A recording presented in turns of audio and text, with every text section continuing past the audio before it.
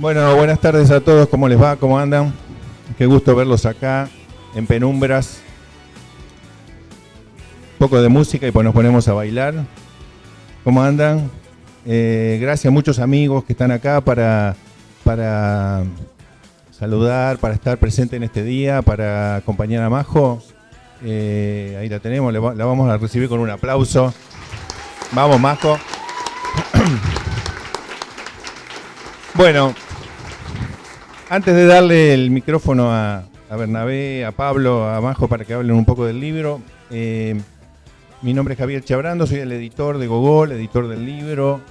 En estos casos es siempre una satisfacción poder trabajar con autores locales que tenían un poco la suerte que vivimos todos en los que estamos en este ambiente, que es la obra un poco desperdigada.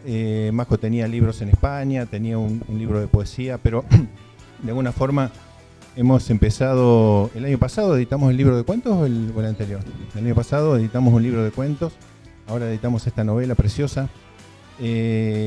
Más que nunca se da para decir que hoy más que nunca editar un libro es un acto político, estamos en un lugar político, en un momento políticamente complejo, tanto que nos vamos a quedar sin Secretaría de Cultura aparentemente. Y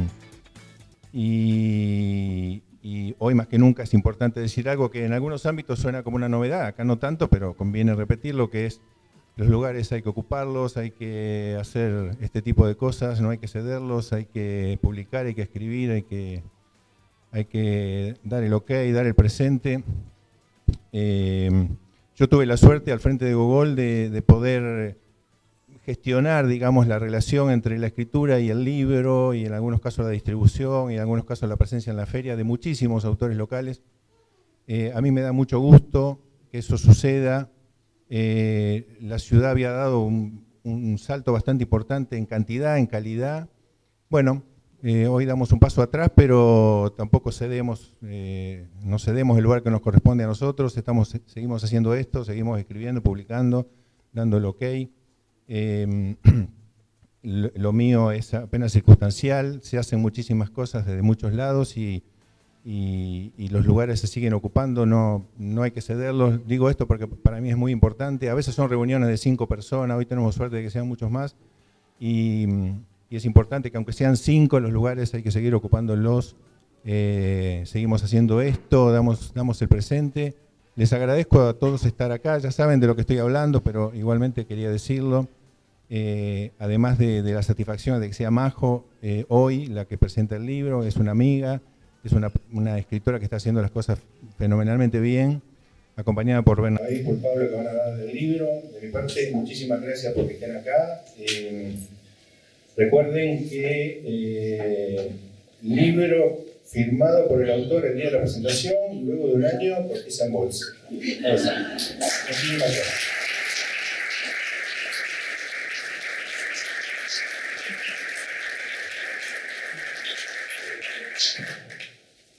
Bueno, gracias. Bienvenidos de nuevo. Vamos a dedicarle un rato extenso, o más o menos, depende. No se ven mucho las caras, así que no vamos a poder saber si están entretenidos o no con el tema de la charla. Pero bueno, les agradecemos. Como decía Javier, es realmente grato ver tanta gente en la presentación del libro. Bueno, que acostumbra ir, son más o menos siempre los mismos. La verdad que hoy ver un poco, mucho más movimiento siempre es grato y sobre todo ¿no?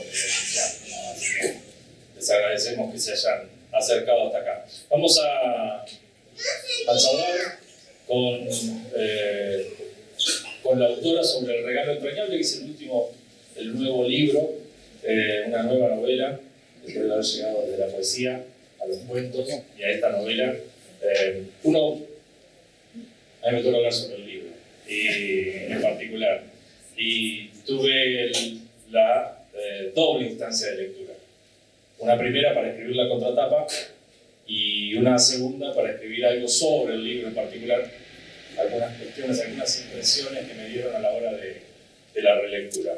Y después vamos a charlar un rato con ella y con Pablo también acerca del contexto, más que nada, del libro, que es sumamente interesante, tanto el contexto geográfico, el lugar donde se desarrolla, como el contexto histórico, que también algo que Javier decía, ¿no? A veces uno ve como fantasmas, algunas sombras que siguen dando vueltas por ahí. Alguien me dijo que la memoria da contexto a lo que somos. A la protagonista del regalo entrañable no le gusta recordar, no le gusta volver al pasado por miedo a aquellos rostros que quiere dejar atrás y ese verano que tanto le enseñó. A medio camino del diario personal y la lógica del policial, del género policial, la historia de María Laura cumple con el viaje literario de lo particular a lo universal. Un verano casi eterno, un trabajo, una necesidad, un maltrato y un hecho violento es lo que le toca en su arte, pero sin esconder la posibilidad de que el lector lo haga propio o personal. 20 años le llevó a la protagonista a pagar un grito de desesperación, impotencia e ira. 20 años tan largos como ese verano que vivió.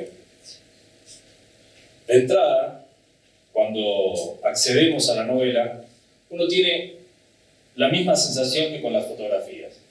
Es decir, uno le da una primera lectura que es directa. Y en eso me quedé pensando cuando lo leí por segunda vez. Porque cualquier fotografía nos recuerda algo que hemos olvidado. Al contrario, quizás, de la pintura, que registra generalmente lo que el pintor recuerda. La fotografía produce una excitación que deriva en una carga de memoria. Decíamos que la novela habla de la memoria. Decimos que la novela habla de la memoria. Esa facultad extraña con la que contamos. Dicen que cuanto más agudo y más aislado es el estímulo que recibe la memoria, más se recuerda. Y cuanto más abarcador es, se recuerda con menos intensidad. John Berger dice que por eso la fotografía en blanco y negro sea, quizás paradójicamente, más evocativa que la fotografía en color, porque estimula una descarga rápida de recuerdos, porque es menos lo que se nos entrega. En este caso, en el libro en particular, no fue ella, no fue la protagonista la que enfrentó recuerdo a través de esa imagen, sino que esa imagen la enfrentó a ella. Ella no buscó ese verano, no buscó a Matías, a su primer trabajo, ni a Isidro. Parecía que todo eso, hacía tiempo, estaba esperando a que ella enfrentara esa imagen para volver a encontrarse con aquello que había sido. Aunque ella creía que nunca más volvería a encontrarse con esa imagen, sí, se dio. Pero ese rostro que apareció en un televisor y que tenía más advertencia que estímulo para buscar en ese río revuelto de la memoria, fue casi el hecho que lanzó el disparador de la novela.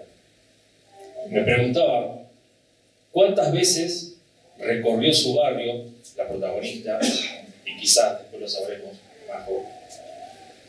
¿Cuántas veces recorrió su barrio y todo lo visible en él se iba haciendo olvidable?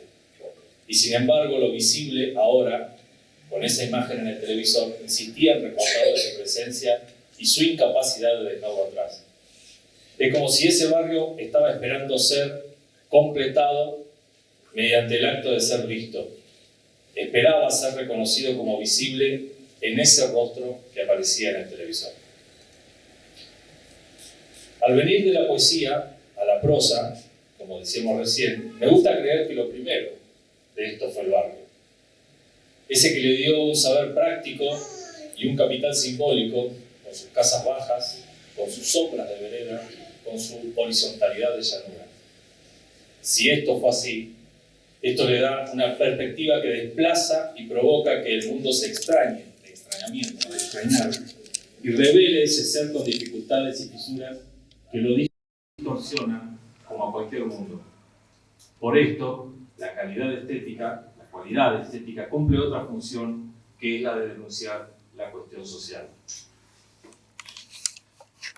Por eso, no es extraño que esta novela plantee un doble orden de preguntas. Unas sobre la historia que cuenta y otras sobre cuánto de esa historia nos rodea. ¿Quiénes son los que están a mi lado? ¿Cuántos explotan hoy a otros? ¿Cuántos abusan de nosotros? ¿Cuántos se esconden? ¿Cuántos se esconden a la luz del día? Y sobre todo, ¿cuántas máscaras nos rodean? Llego con esto a la figura de Isidro y la pregunta sobre su carácter impostor en la novela. Como casi siempre, me respondió el viejo Borges, que tiene un cuento genial, entre todos sus cuentos geniales, que es El impostor inverosímil Tom Castro. Maravilloso cuento, muy recomendable. La historia es un caso de sustitución, una impostura inverosímil, como bien lo define Borges. Ocurre en 1854, el heredero inglés Roger Charles Fishburne zarpa desde un puerto de Río de Janeiro y muere en un naufragio. La madre, desconsolada, duda y niega esa muerte y hace todo lo posible para buscarlo y encontrarlo. Más de 10 años después de la tragedia, desde Sydney, Australia, le informan por fin que han encontrado al náufrago. Otra gran coincidencia es que es carnicero en Wagga Wagga, en la ciudad de Australia, y que está decidido a regresar a Londres para reencontrarse con su madre y ser aceptado nuevamente como hijo. Por supuesto que no era el hijo, ¿no? Perdón por el spoiler, si no habían leído el cuento de Borges, pero dicen que si la obra es buena soporta cualquier spoiler y los cuentos de Borges son todos buenos, así que lo va a soportar tranquilamente. Es un impostor este muchacho, pero el gran detalle es que en vez de fingir la genialidad de Borges, es que en vez de hacerlo fingir que es una copia del original, del hijo muerto, lo que hace es resaltar su no parecido con el no muerto. El desaparecido era delgado, de rasgos fuertes y pelo negro. El pretendiente es iletrado, obeso y de pelo castaño enrulado. De hecho, cuando le escribe cartas a la madre, le cuenta cosas que ella no recuerda, claro, porque le había pasado a él, no al hijo desaparecido. Por lo tanto, no tenía absolutamente nada que ver, en realidad. Lo que hace Borges con esto es señalar que si hubiera semejanza entre realidad y la invención, eso podría provocar sospechas, porque el fantasma de lo idéntico estaría enturbiando siempre a la copia. No busca ser un simulacro del original, sino una condensación presente del paso del tiempo. Y en ese sentido el presente sería una refutación de la memoria, que es la gran protagonista de esta novela. Borges lo resume en una frase maravillosa. Las similitudes logradas no harían otra cosa que destacar ciertas diferencias inevitables. Isidro, y vuelvo a la novela de Majo, no busca simular tampoco. No deja nunca de ser lo mismo que fue, siempre, aun cuando hace de él una copia degradada de otros para esconderse. Nietzsche hablaba de la alta potencia de lo falso, no como una negación de la realidad, sino como una construcción de otra realidad, en la que hoy no hay modelos ni copias, sino una nueva forma de orden. Ese orden lo da la autora, porque la literatura no es una corrección de la realidad, algo que altera el original, sino algo que crea verdades, que coexisten con otros objetos reales, pero que no son la realidad, sino una representación que tiene la misma fuerza. Para que una ficción tenga eficacia, debe ser creída y por lo tanto debe aludir a un mundo que compartimos, que reconocemos y que aceptamos. El regalo entrañable tiene todo esto. Nunca rompe el pacto con el lector. Está en las y los lectores tampoco romperlo, aceptarlo y sobre todo asumir que la historia es una gran novela y que renombra lo que es una experiencia pasada y sobre todo nos empuja a la pregunta sobre quiénes son realmente los que nos rodean. El regalo entrañable tiene todo esto y es una maravilla realmente poder acceder a ese mundo que ha creado Majo para la novela. Y me parece que una de las primeras preguntas que al menos quiero disparar así para conversar después de esto es acerca de ese mundo creado. Porque uno, como decía, al saber que viene de la poesía a la prosa, ve dónde está el detalle. ¿Cuántos de esos detalles que aparecen, tanto del barrio como de la protagonista, tienen que ver con la realidad de la autora? Hola, ¿qué tal? Buenas tardes para todos, para todas. Sé que están ahí, aunque no podría asegurar. Primero... Ya se habían ido, después de eso No, sí. fueron todos. Yo me escuchaba por las cosas. Gracias por estar acá, gracias por compartir este momento. Gracias sobre todo por sumarse a esta presentación. Fue una alegría. Sí, bueno, arranco un poco con lo que después de esas hermosas palabras me preguntabas. Como hice en su momento con el libro anterior, que era de cuentos, muchos de ellos surgen o pasan claramente por algún momento de mi existencia. Tengo la tendencia a ir hacia la infancia, claramente. El protagonista tiene 13 años. Tengo protagonistas mucho más chiquitos también,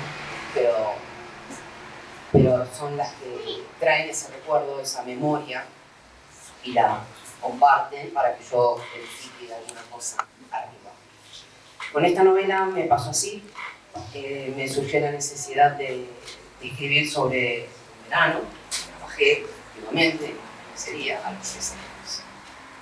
Y el lugar que cito, por supuesto, es el barrio Nueva Pompeya, que era mi barrio, a muy pocas cuadras, muchas cuadras de mi casa, estaba esa carnicería, y en una zona muy tradicional, la zona de San Juan y Libertad, tradicional para mí por lo menos, porque yo viví ahí 21 años en ese barrio, hace mucho tiempo, y muchos de esos detalles, algunas de las características incluso que yo recuerdo de quienes luego estuvieron en la verdulería, que se apuntó a esa carnicería, las características de mi patrón, por supuesto, bueno, yo se decía que se notaba en los textos de quienes habían abusado de él.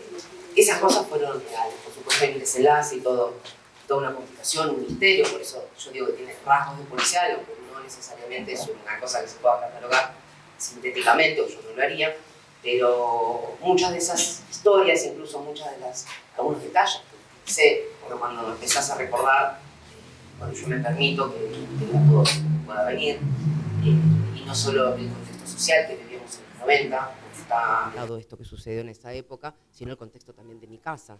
Por algo una nena de 13 años tiene que salir a trabajar. Permití que todo eso viniera, que me permitiera acomodarlo a alguna historia de la que tenía ganas de escribir, que tenía que ver también con el dueño de la carnicería, y pasaron un montón de cosas, no solo recordar para poder... Ahora se escucha más, ¿no? Bueno, hola, buenas tardes. Bienvenido. Gracias por venir, están ahí, no los vi, ¿verdad? Me lo acerco un poquito más. Bien, gracias. No veo los gestos, si me hacían algo, claro. Ese era el gran problema. Bueno, eso decía que empezaron a suceder pequeños detalles, pequeñas cuestiones que tenían que ver con cosas que me pasaban a mí en esa cotidianidad, y recuerdo el hecho de usar la cortadora de carne, la sierra, que lo hice, y mi mamá me vio y se enojó, todo eso pasó. El tajo, el corte. Sí, también.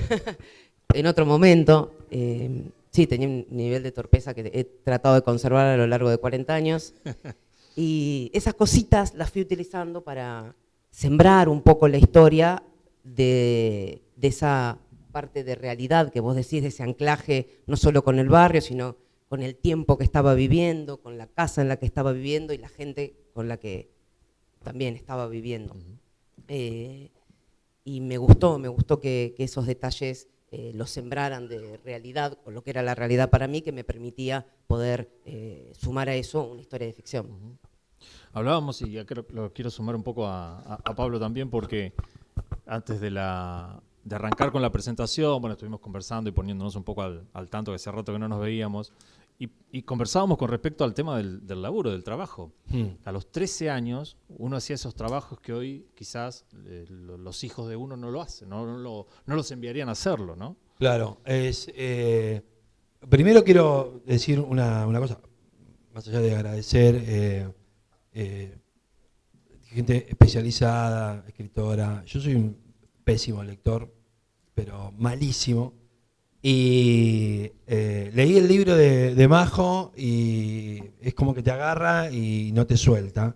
Y eso creo que es un valor, no por la autorreferencia, pero hay un detalle que quería marcar y que tiene que ver con el contexto y con el lugar. A mí me causa gracia cuando los medios de comunicación medio como que exageran lo del tema de el marplatense que hace tal cosa. Hay una tragedia y se busca si hay un marplatense porque como que eso que va a generar interés. El marplatense que hizo tal cosa. Él es marplatense no sé si es tan bueno, pero es marplatense. Entonces, medio como que hay una indulgencia y celebro cuando desde la ficción se utiliza la ciudad de Mar del Plata por fuera de lo habitual. Digamos, acá hablamos de una Mar del Plata no turística, aunque sí se podría suponer, porque está el tema de laburar en verano, ¿no? Que me parece que es una cosa que los marplatenses sabemos. Digamos, nuestro diálogo con la gente de afuera es, el verano me imagino la pasás muy bien. No, trabajo el doble, maestro. Esto es así, porque en Mar del Plata la temporada... Entonces, habla de Mar del Plata por fuera de la diversión, el turismo, la gente que viene a evadirse o hacer feliz a la ciudad, idem. Entonces, tenemos, digo como para poner, me voy a odiar por lo que me decís, pero es muy marplatense en ese aspecto, digo, ¿no? Porque yo trabajo en medio de comunicación y tengo que poner marplatense ante que todo.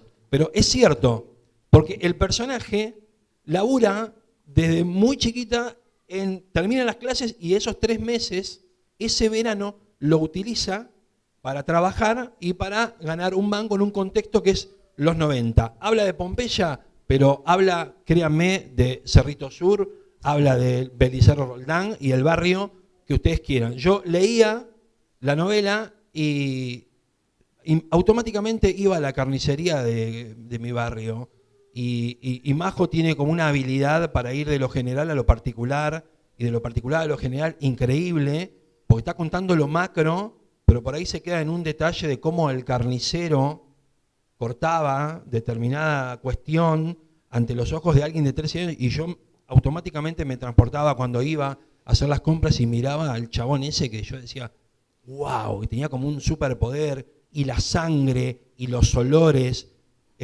Automáticamente hay un recuerdo y creo que se logra una identificación absolutamente que tiene que ver con la ciudad de los 12 meses, con los marplatenses teniendo que trabajar el doble en verano para dar una mano, en una época como la década de los 90, donde no estaba mal visto que un pibe o una piba de 12, 13 años trabajen y estén en un lugar rodeado de personas que en una situación normal por ahí no. Claro. Lo hablábamos con Berna. Yo tengo un hijo de 14 años, mi primer trabajo lo tuve a los 12, a los 13. Repartía volantes, como el personaje, como arranca el cuento. Y tenía 12 años y repartía volantes por la avenida Jara y mis viejos jamás me dijeron, che, cuidado. Pero esto no lo digo como un viejo que dice, porque en esa época se podía salir a la calle. No, pero digamos, era otra cuestión. No estaba mal visto que un pibe o una piba de 12 o 13 años laburara, ayudara. Está toda esa idea de agarrar la pala porque tenés que sufrir, porque esto te va a formar. Esa frase, odio, hacete hombre, dale, laburá de pibe. Que era, ahora, afortunadamente, digamos, hay otro tamiz y está como muy mal visto. Y yo jamás le diría a mi hijo de 14 años que vaya a laburar ahora. Y en ese momento era lo más normal del mundo. Y el tema de rodearse con personas que uno no conoce en el ámbito laboral, una nena de 13 años que empieza a tener responsabilidades, ¿no? Abrir y cerrar una carnicería. Digamos, ella lo cuenta con un detalle que es muy, muy tierno y también muy efectivo. Me parece que, digamos, la eficacia no deja de lado la ternura y hay algo muy dulce también en lo que está contando. Y después va contando relaciones que se van tensando. Pero me parece que nunca deja de estar la mirada y automáticamente, tengo que contarlo porque me llevó a ese barrio, a esa carnicería y seguramente si empezamos a preguntar acá, ¿a qué edad tuvieron el primer laburo? Empezaríamos a decir, sí, 12, 13 años. No, yo ayudaba a mi viejo y no era tomado como laburo, pero estaban trabajando. El laburo. ¿no? Entonces, está bueno porque se habla de los 90 en la novela y se está hablando de los 90 ahora. Y la novela esta sale ahora. Entonces me parece que también la guardó y dijo, bueno, a ver cómo salió. Y entonces la editan ahora y decís, está muy bien, porque más allá de la historia que está buenísima y que todo lo que hace Majo está muy bien, a mí hoy venía para acá y le pregunté a mi esposa, ¿vos cuándo tuviste tu primer laburo? Y empecé a hacer como un laburo de campo y era lo más común del mundo. Todos. Digo, ¿alguien empezó a laburar a los 13 años de acá? Yo, ahí. Más chico, allá al fondo, ahí, acá. ¿A qué edad? 9 años. 9 años. ¿De qué trabajabas, perdón? Juntaba papa. ¿Era lo más normal del mundo? Bueno, empecemos a discutir estas cuestiones también. Sí, sí, pero digamos, claro. no estoy haciendo ningún juicio de valor, pero No, me ¿cuántos parece que... eran? ¿Eran muchos chicos de 9 años o 10, 12 años que trabajaban? Eran varios. Bueno, entonces me parece que ahí también está la identificación. No necesariamente el personaje del cuento tiene que ir al casino y después ir a la playa y después ir al teatro para que la situación ocurra en Mar del Plata. Entonces quería marcar esa cuestión imagino también que tu experiencia te marca. Hay una cosa que yo le pregunté, dije, hay mucha terminología, digo, estuviste averiguando, yo no sabía que ella había trabajado en una carnicería de verdad. Entonces, también hay un relato muy, muy vivo de todo lo que pasa y créanme que se van a transportar absolutamente a esa época en que uno de chiquito iba y estaba ahí y de repente terminaba trabajando en un lugar, así. Eran los 90. Los Sí, 90. totalmente. Esa es una clave. Ahí yo rescataba, o ahora cuando la releía, marcaba 2 momentos que señalan los 90 casualmente. Esa, que caes en un lugar y terminás laburando, y la segunda son los Laberrap. El Laberrap que está al lado. Digo, ese también fue algo que dejó los 90, ¿no? Me parece era bastante en claro ahí que estaba bien ambientado en esa época, ¿no?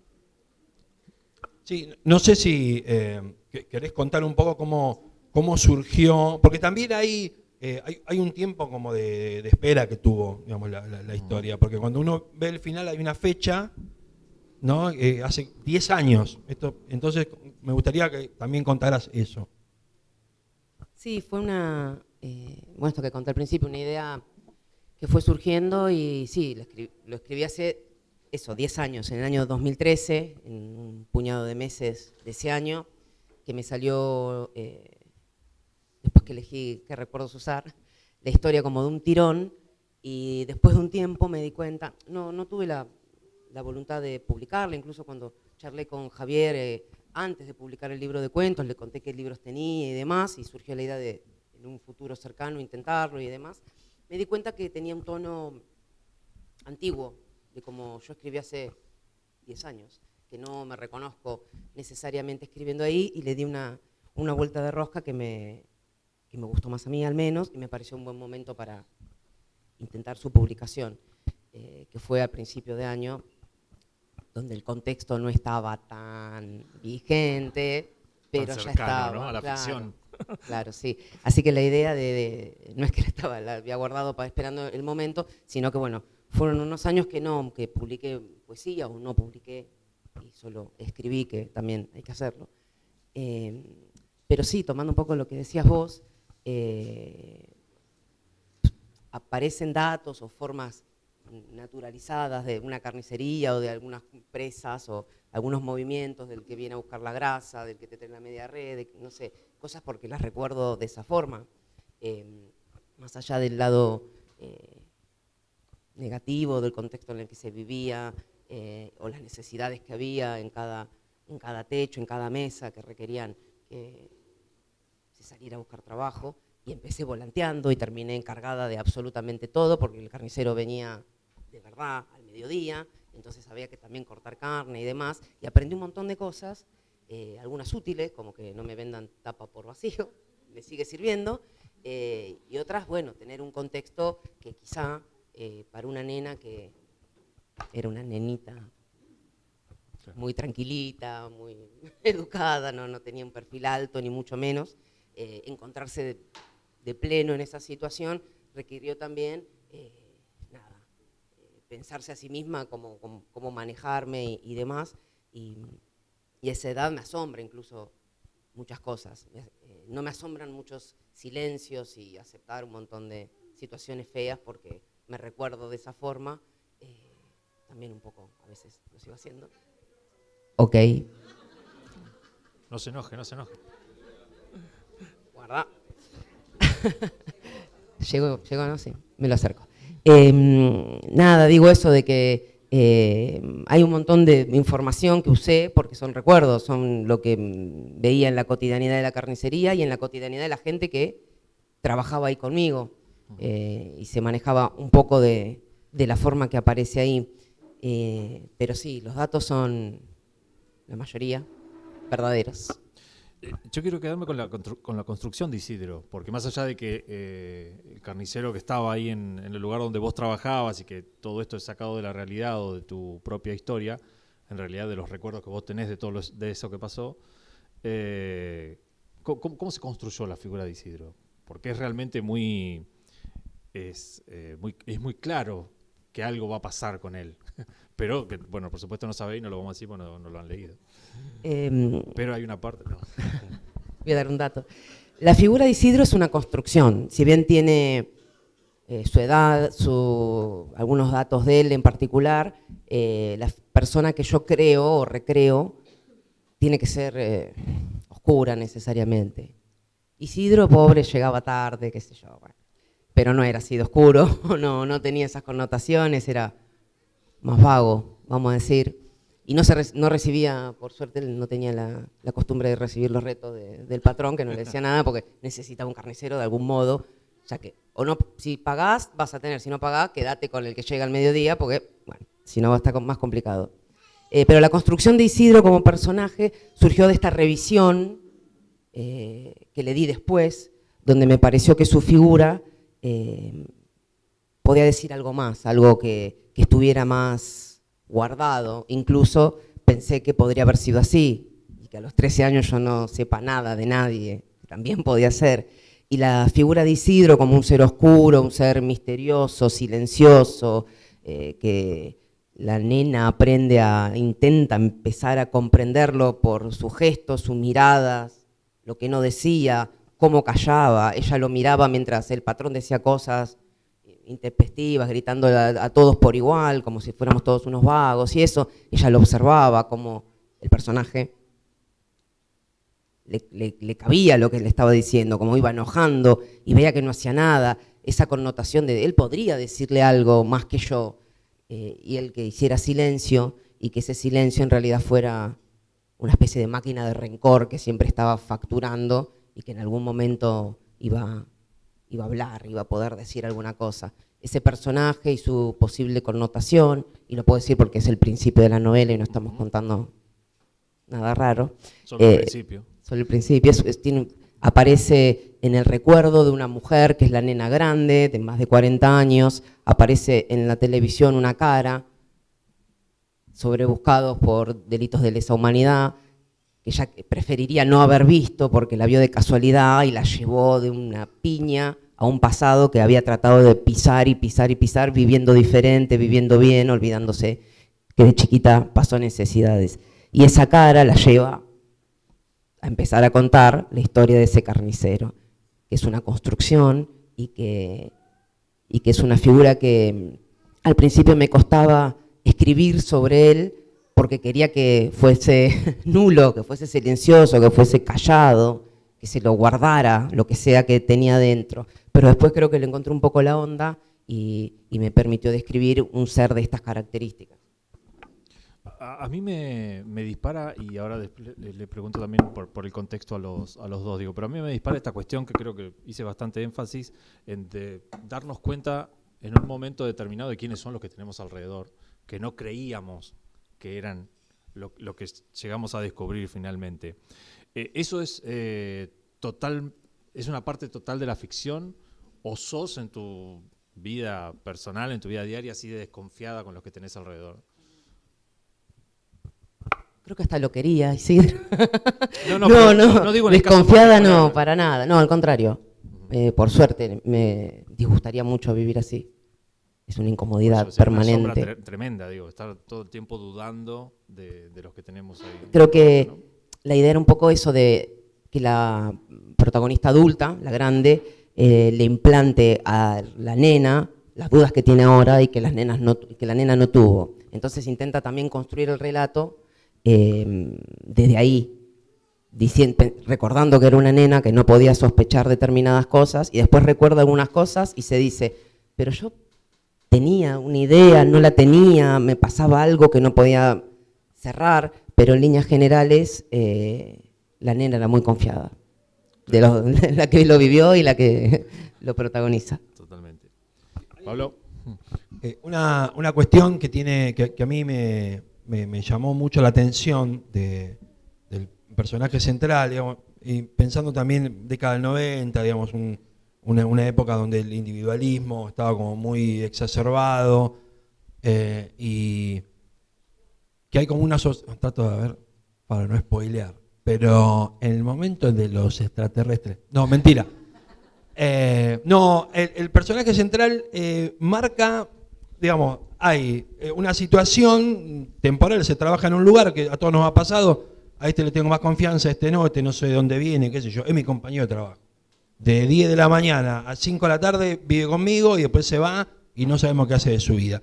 Hay como tensiones y hay como alianzas, incluso hasta códigos de honor, a vos te puedo cagar hasta acá, a vos te voy a embromar hasta acá, no lo sé. Y el personaje central hace mucho hincapié en cuando el carnicero habla en plural o en singular, cuando dice, Sí. nos estás haciendo esto o me estás haciendo esto. Y que a mí me gustaría que ahondaras un poco, porque creo que hay algo ahí de la nena o esa mujer que traslada sus recuerdos y le da cierta personalidad a esa nena que empieza como a saber cuál es la diferencia de cuando alguien habla en plural o en singular. Es cierto, no lo había pensado desde ese lugar, pero sí, él tiene algunos momentos donde la convoca a su discurso, sobre todo con el patrón, y otros que no, sobre todo cuando quiere cobrar. Claro. Y la nena se indigna un poco, porque quizás, incluso creo que la adulta lo piensa así, quería cierta protección de su compañero de trabajo, con quien comparte un montón, sobre todo la abulia constante de ese lugar que no entraba nunca nadie, y ella se siente mal, claro. Esas inclusiones para algo, para alguna cosa que la atraen y la hacen sentir contenida en algún punto, en situaciones donde no lo estaba, hacen que después esa distancia dura de pedir para él, la hicieran verlo también de otras formas, entenderlo en sus circunstancias donde tenía mucho más claras las cosas que la nena que trabajaba con él. ¿Le tenía confianza o no le tenía confianza? Digo, cuando pensabas o llevabas el proceso de escritura adelante, ¿cómo jugaba la confianza y realmente de esa nena de 13 años para con él? Sí, yo creo que sí, porque pienso un poco en esa nena en particular y cómo era de verdad. Sí, creo que tenía confianza naturalmente, y cuando el tipo la pifiaba o algo así, trataba de solucionarlo en su cabeza y decir, bueno, será así, pero en realidad no es malo. Le pasan las mismas cosas que a mí, tiene las mismas necesidades, vive como el traste, etc.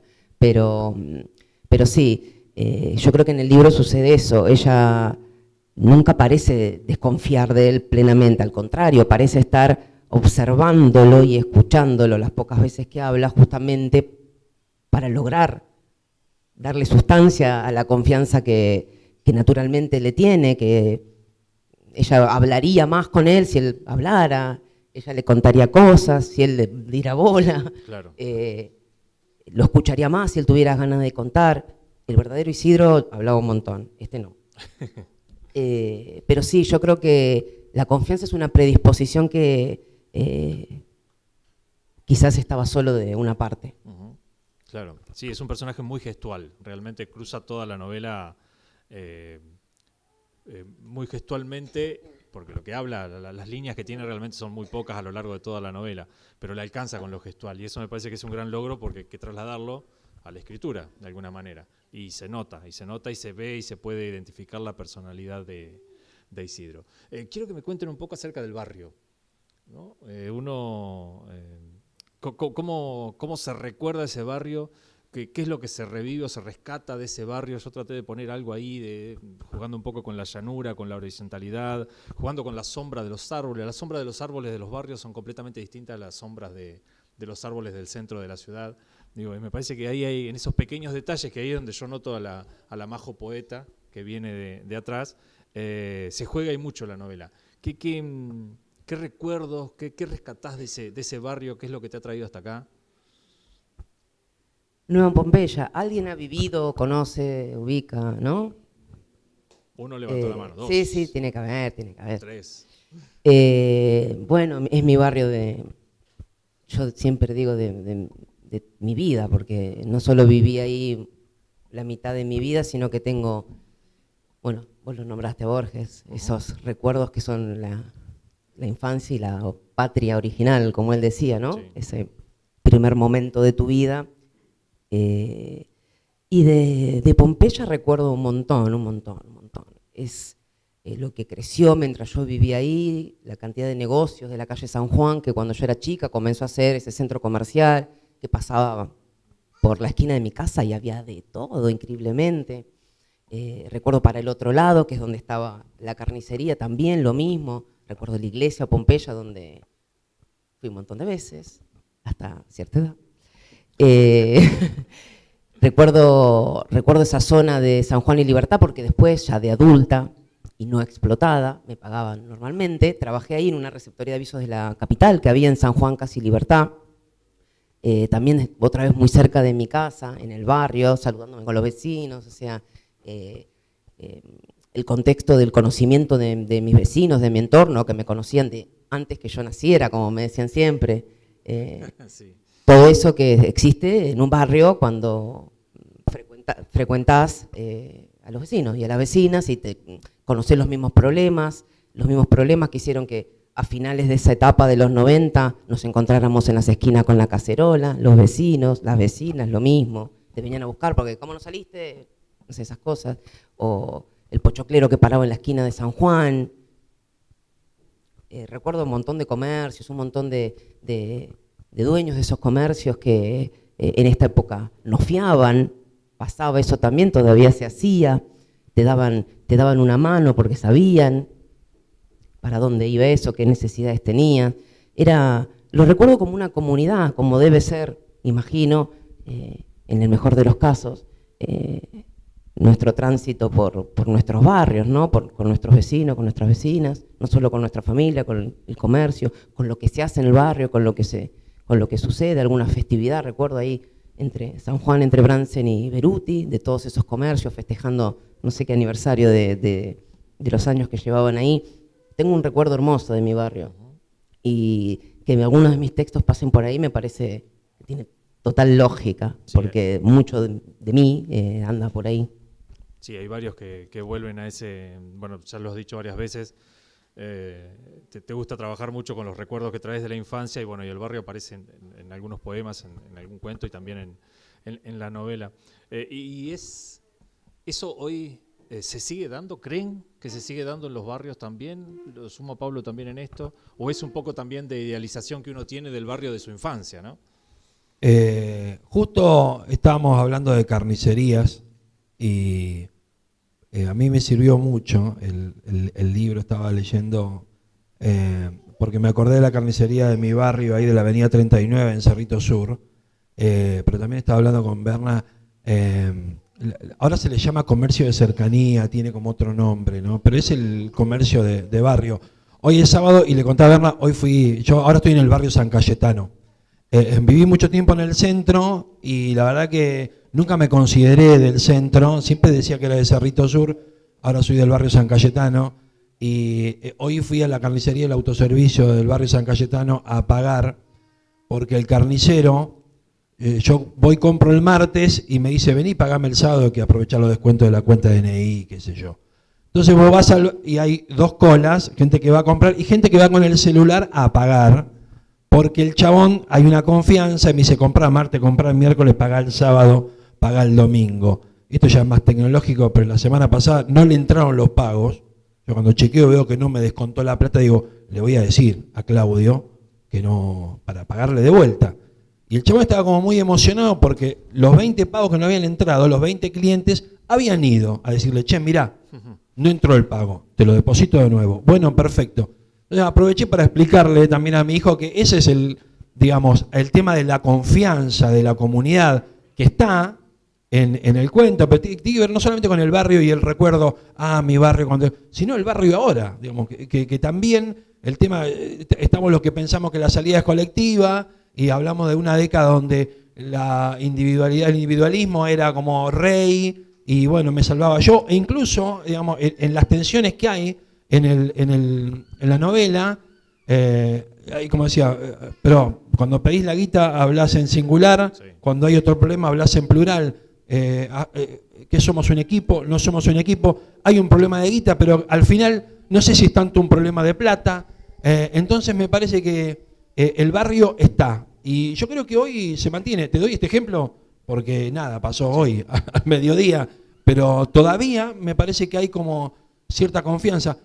A mí siempre me gusta pensar, y creo que coincidimos en esto, que ante las peores desgracias siempre está el que quiere sacar provecho, obviamente, todos conocemos a uno, pero siempre está la gente.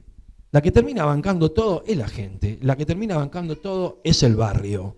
Y me parece que tiene que ver con la confianza, con esta idea de comunidad, de decir, bueno, yo te puedo ayudar. Y me parece que también acá está, y es un valor que a mí me gusta resaltar en estos momentos complicados donde parece que estuviéramos como un poco adormecidos y qué sé yo, pero siempre cuando hay algún sacudón, la gente está. Yo por ahí soy medio hippie y optimista, y yo digo, no, la gente no nos van a dejar tirado, el barrio no te va a dejar tirado. Porque Cerrito Sur era así y ustedes tendrán cada barrio y dirán sí. Hay gente garca, pero también la gente buena es más. Por ahí no tiene tanta prensa, pero yo considero que la gente buena es más. Entonces me parece que el barrio está presente también, y este tema de lealtades y traiciones. Yo no sé si, digamos, lo planteaste en un momento, pero yo creo que cuando empiezan a crecer y empiezan a hacer el arco de los personajes, empiezan a aparecer esas relaciones, ¿o no? De lealtad, de... Claro. Sí, pienso eso, tomando lo que vos decías, que también deben pasar en la comunidad del barrio. Eso, justamente de lo que te pasaba a vos, o lo que yo contaba, el que te fiaba a vos porque te conocía la cara, sabías, sí, claro, dónde vivías, quién era tu mamá, ¿no? No a otro u otra. Eso es comunidad, es una construcción, son pequeñas construcciones que se dan de comunidad, de solidaridad, de compartir los recursos. Incluso recuerdo en esas épocas que había pocos recursos, vecinas que venían a traer la papa, el zapallo y algo que te sobraba, y vos tenías, yo tengo de la huerta los tomates. Comunidad. Esa comunidad es cultura. Esa comunidad es el inicio de toda cultura que debe surgir de la base. Balmaceda no vino, no veo para acá, no debe haber venido, pero bueno, ese tiene que ser el origen, el primer cuidado que debemos hacer de proteger los vínculos solidarios, los vínculos amorosos que se gestan en nuestras comunidades y siempre nos tienen que hacer mejores. Pensaba en eso cuando estabas hablando. Y acá se da, sí, quizás no está planteado desde el correlato de la traición, porque no es un concepto que esa nena tenía en la cabeza, entonces no lo pensó nunca así. Sí estaba desde esa molestia de quedarse afuera y tener que salir por sí misma, hacer algo que no iba a poder verbalizar, digamos. Y eso sí puede ser en el futuro, la mujer adulta que lo recuerda, quizás lo recuerde como con otro espíritu un poco más severo sobre las personas que conoció y lo que le hicieron, no le gustaba, digamos, y se aprestó a olvidarlo los siguientes 25 años que vivió hasta que empezó a contar esta historia. Claro, es interesante porque ahí es donde hay una clave también, ¿no? ¿Por qué ella decide olvidarlo? Digo, ¿no? Si bien todo esto es un escenario comunitario y que necesita que se fomente, que se comparta y que se genere ese circuito cultural casualmente, ella queda afuera de eso, casualmente, ¿no? Queda completamente afuera porque lo sufre, lo padece, ¿no? Dirán los psicólogos, lo padece realmente y bueno, eso lleva a que esté 20 años sin recordarlo. Sin querer pensarlo, claro. Hasta que ve esa imagen en el televisor, ¿no? Además, ahí Claro, una imagen que es lo inevitable, sí. lo que intentó que no pasara nunca en mucho tiempo. De hecho, duda de la imagen. Ve la Duda imagen, de su recuerdo. De su recuerdo, el que le provoca la imagen, digo, Exacto. en ese momento. Y después se da cuenta que no va a tener chance. Ujú. No puede. Hay que recordar, exactamente, porque si logra recordar, esa imagen quiere decir otra cosa, que pasaron otras cosas y se siente como una especie de testigo. Y ahí sí empieza con su propia lealtad, digamos, Claro. aunque no quiera volver a ninguna circunstancia que vivió, pero empieza con su propia lealtad de, ¿y ahora qué hago? ¿Qué digo? ¿Lo digo? Sí, sí.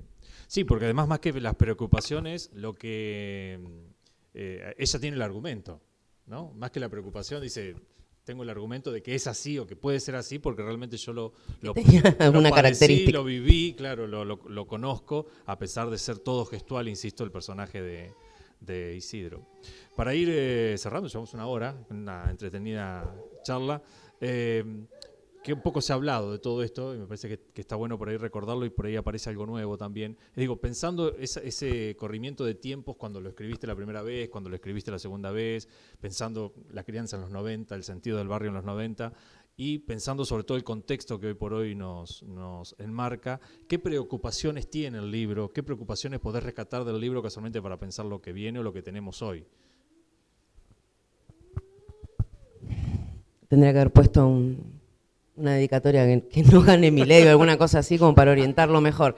Pero el libro lo que tiene es un recuerdo de una época que nadie va a negar, o nadie debería, si pudiéramos todos recordar, y a quienes no recuerdan porque no la vivieron, si tuvieran ganas de escuchar y si nosotros y nosotras tuviéramos ganas de hablarles. Ahí hay un diálogo que tiene que suceder necesariamente por el beneficio de todos y todas, o por, vamos a decirlo así, para evitar la destrucción de muchos y muchas de nosotros y nosotras. Creo que el libro cuenta una particularidad totalmente repetida, totalmente común. Era así, hacíamos esas cosas porque necesitábamos poner comida en la mesa.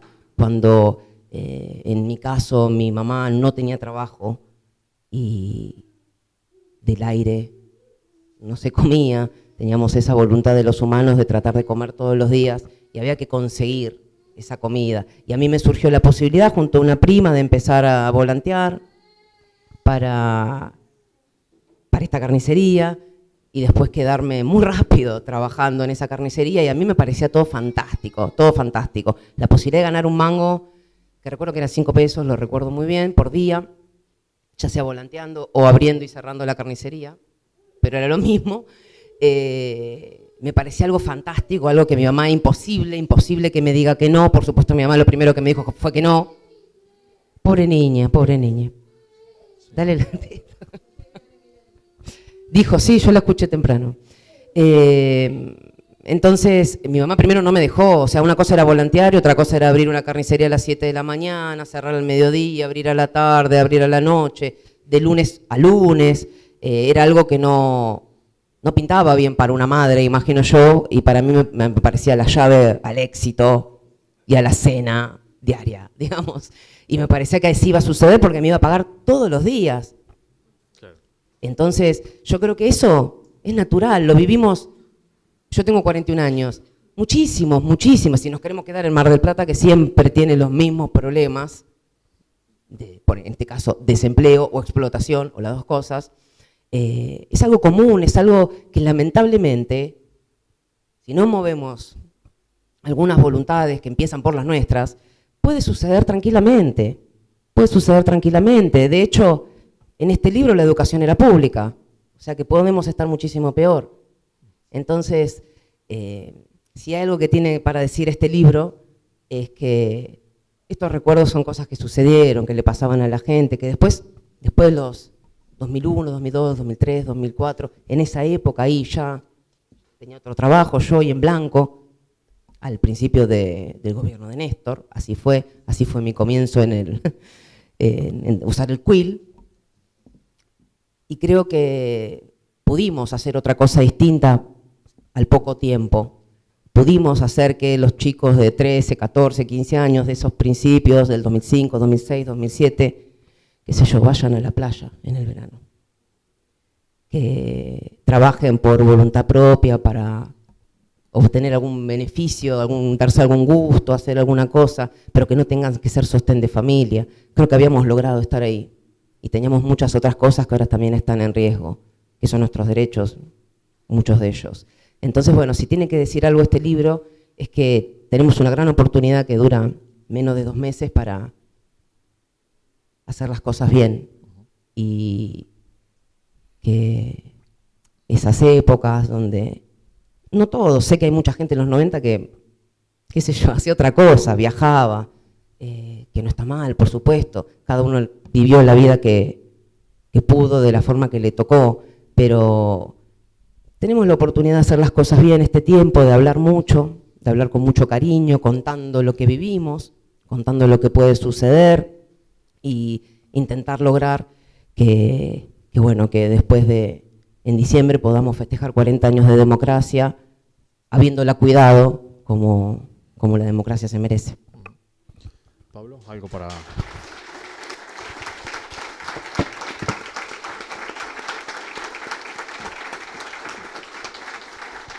Majo Sánchez.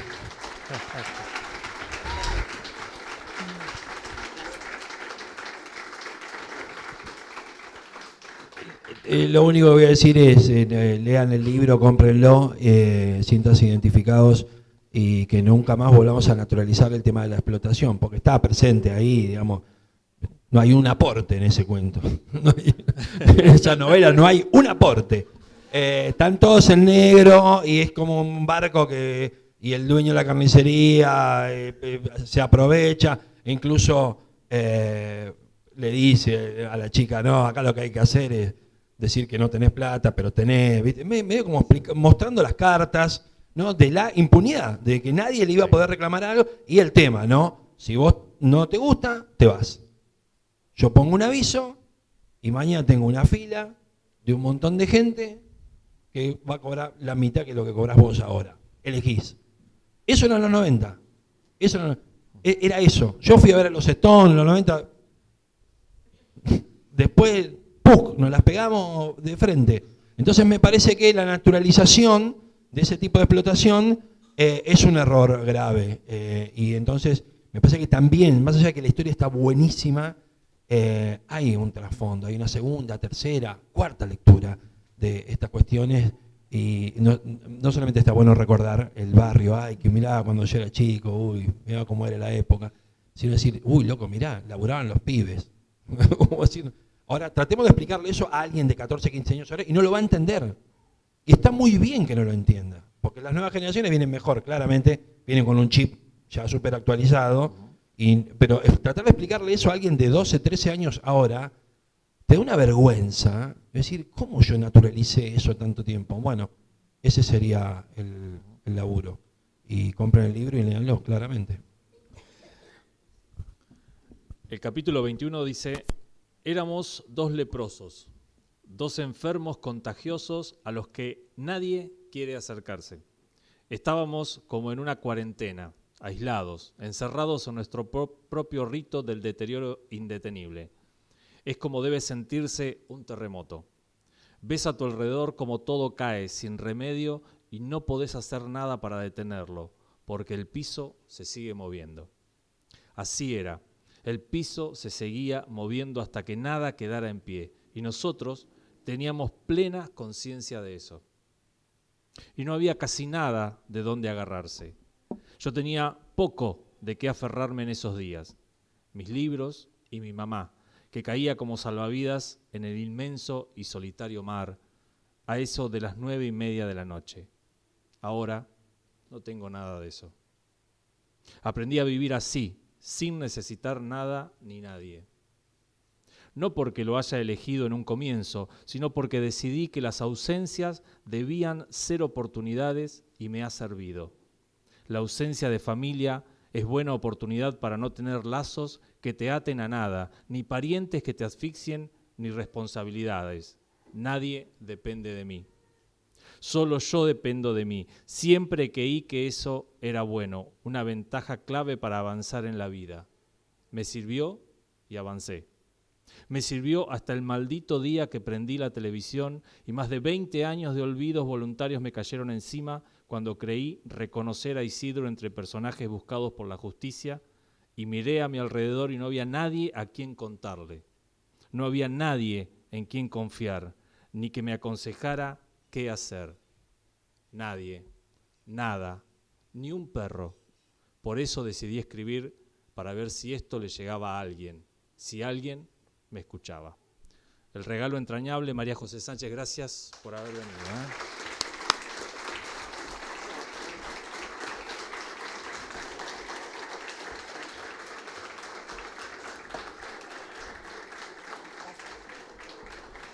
Ejemplares a la izquierda y firmas un paso más atrás.